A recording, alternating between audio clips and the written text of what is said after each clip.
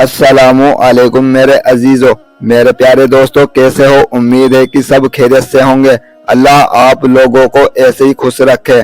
आज मैं आपको माइकल जैक्सन की एक चौंकाने वाली और सच्ची कहानी सुनाना चाहता हूँ, बिल्कुल सीधे साधे अल्फाज में, जो आपको समझ में आ जाए। माइकल जैक्सन को कौन नहीं जानता? माइकल जैक्सन जिसने म्यूजिक और डांस को एक नया अंदाज दिया। माइकल जैक्सन एक दिन ज्योतिषी के पास गया और कहा कि मैं तुमसे 2 सवाल करता हूँ, तुम इसका जवाब दो। मुझसे ज्योतिषी ने कहा कि जरूर, मैं कोशिश करता हूँ। माइकल जैक्सन ने कहा ज्योतिषी से कि मेरा यह जो काला रंग है यह गोरा हो जाए, और दूसरा मेरा सवाल यह है कि मेरी जिंदगी कितनी है, मैं कितने साल तक जिंदा रहूंगा। तो माइकल जैक्सन से ज्योतिषी ने कहा कि देखिए, जहाँ तक तुम्हारी शक्ल की बात है, यह जैसी है वैसी रहेगी, इसको तुम बदल नहीं सकते। और जहाँ तक आपकी उम्र की बात है, इंसान दुनिया में 60 या 70 साल बहुत हो गया तो 100 साल तक ही जिंदा रह सकता है। माइकल जैक्सन ने जब यह बात ज्योतिषी से सुनी तो बहुत जोर जोर से हंसने लगा और ज्योतिषी से कहने लगा, मैं अपनी काली शक्ल को गोरी भी कर दूंगा और मैं 150 साल जीना चाहता हूँ, यानी 150 साल तक जिंदा रहकर दिखाऊंगा। सोनाक्षी माइकल जैक्सन ने यह दोनों बात पूरी करने की ठानी। सबसे पहले उसने अपनी रंगत और शक्ल बदलनी शुरू की। उसके लिए उसने अमेरिका और यूरोप के 55 चोटी के प्लास्टिक सर्जन डॉक्टर की खिदमत हासिल की। यहाँ तक के 1987 तक उसने अपनी बिल्कुल शक्ल, जिल्द, हरकत सब कुछ बदल दिया। काली और सिया माइकल जैक्सन की शक्ल अब खूबसूरत औरत की शक्ल जैसी हो गई। एक नया और गोरा माइकल जैक्सन लोगों ने देखा। उसने 1987 में बैड नाम की अपनी तीसरी एल्बम को जारी किया।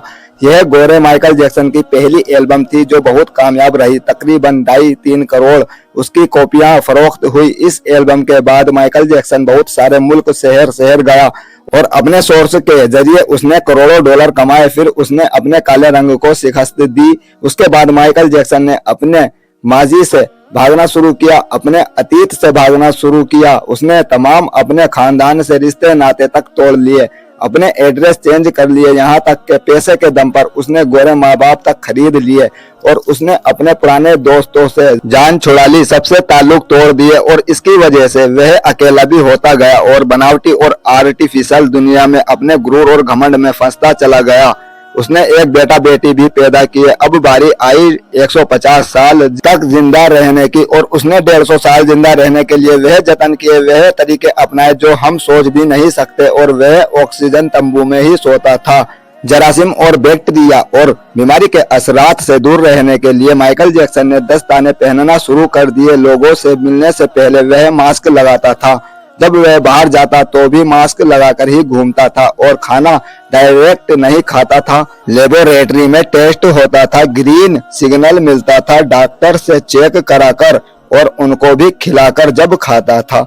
12 डॉक्टर की पूरी टीम साथ में लेकर घूमता था। 12 डॉक्टर मिलकर डेली रोजाना उसके जिस्म के एक एक हिस्से का टेस्ट करते थे और उसका स्टाफ उसे रोजाना वर्जिश भी कराता था। यहाँ तक कि आप सब यकीन मानिए, उसने अपने लिए जिगर, आंतें, दिल, फेफड़े, आंखें, सबका एक्स्ट्रा बंदोबस्त करके रखा था। यानी ऐसे डोनेशन तैयार करके रख रखे थे जिसका पूरा खर्चा माइकल जैक्सन उठाता था। और वह भी हर समय तैयार रहते थे कि कब इनकी जरूरत माइकल जैक्सन को पड़ जाए। और इन सब कारनामों को करके माइकल जैक्सन को इस बात का यकीन हो गया था कि अब मैं 150 यानी 150 साल तक आराम से जिंदा रह सकता हूँ। फिर एक दिन 25 जून की रात आई। माइकल जैक्सन को सांस लेने में तकलीफ होना शुरू हुई। डॉक्टरों को जैसे मालूम पड़ा, उन्होंने मुल्क भर के सारे डॉक्टरों को माइकल जैक्सन के घर पर जमा कर दिया। दुनिया भर के डॉक्टर उसे मौत से बचाने की कोशिश करने लगे, लेकिन कोशिश नाकाम हो गई। सब डॉक्टर फेल हो गए। मजबूरी में माइकल जैक्सन को अस्पताल ले जाना पड़ा और जो उसने 150 साल जीने के लिए सब कुछ किया था, सिर्फ 25 से 30 मिनट में मर गया। कुछ ही सेकंडों में ही उसकी रूह अल्लाह के पास पहुंच गई। माइकल जैक्सन के मरने की खबर 10 मिनट में पूरे गूगल पर फैल गई। उस वक्त गूगल पर 10 लाख लोगों ने पढ़ी और गूगल का उस वक्त का सबसे बड़ा ट्रैफिक रिकॉर्ड रहा।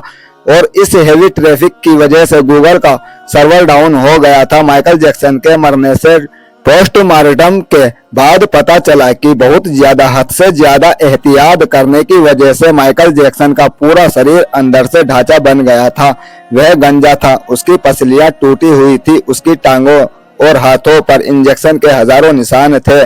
सूरत में प्लास्टिक सर्जरी की वजह से डॉक्टरों की टीम, यह डोनेशन की टीम, इंजेक्शन, गोलियां, यह दवाइयां उसे मौत से नहीं बचा सकी। मेरे भाइयों, माइकल जैक्सन की यह मौत लोगों के लिए ऐलान है कि इंसान पूरी दुनिया पर फतेह कर सकता है लेकिन अपने मुकद्दर को नहीं बदल सकता। अगर मुकद्दर बदलना ही है तो अपने रब से दुआ करो, वही दुआ के जरिए मुकद्दर बदल देगा। दुआ से ही तकदीर बदल जाती है। कोई भी खुदा का मुकाबला नहीं कर सकता, मौत का मुकाबला नहीं कर सकता। एक दफा अल्लाह ताला ने हजरत इजराइल अलैहिस्सलाम से पूछा, कभी किसी की जान लेते हुए रहम भी आया? इजराइल अलैहिस्सलाम यानी मौत का फरिश्ता ने अल्लाह से इजराइल अलैहिस्सलाम कहने लगे, 2 दफा रहम आया। एक दफा एक कश्ती टूट गई, एक औरत जान बचाने के लिए एक तख्ते पर सवार हो गई। उस औरत ने वहां बच्चा जना तो अल्लाह ने मुझसे कहा, इस औरत की जान निकाल ले। इजराइल अलैहिस्सलाम सोचने लगे, इसका क्या बनेगा? जो बीच पानी में जो बच्चा अभी पैदा हुआ है, लेकिन अल्लाह का हुक्म था। इजराइल अलैहिस्सलाम ने उस औरत की रूह कब्ज कर ली। उसके बाद इजराइल अलैहिस्सलाम ने अल्लाह से कहा, दूसरी बार सद्दात की जान निकालते हुए रहम आया कि कमबख्त ने इतनी जान लगाकर जन्नत बनाई, तूने देखने भी ना दिया और दरवाजे पर ही जान निकाल दी। तो अल्लाह ने मुझसे कहा, इजराइल अलैहिस्सलाम, क्या आपको मालूम है यह कौन बच्चा है? इजराइल अलैहिस्सलाम कहने लगे कि नहीं। अल्लाह ताला ने फरमाया, यह वही बच्चा है जिस पर आपने रहम खाया था। तो अल्लाह ताला फरमाने लगा, मैंने सद्दाद को रिस्क दिया, मुल्क दिया, तो देखो आज वह मेरे ही मुकाबले में खड़ा हो गया। आज का जो इंसान है वह इस दुनिया को जन्नत बनाना चाहता है, नहीं बन सकती।